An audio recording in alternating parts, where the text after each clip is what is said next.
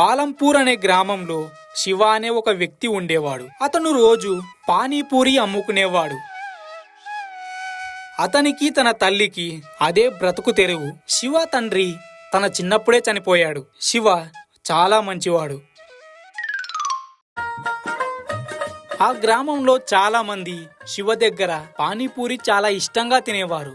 శివ కూడా తన దగ్గరకు వచ్చిన వ్యక్తులను చాలా మంచిగా పలకరించేవాడు. అలా చాలా మంది శివ దగ్గర పానీపూరి తినేవారు. అతనికి వ్యాపారం చాలా బాగా జరిగేది. ఆ వ్యాపార సమయంలో ఒక వ్యక్తి అక్కడికి వస్తాడు. ఆ వ్యక్తి శివ దగ్గర పానీపూరి తీసుకొని పానీపూరి తిని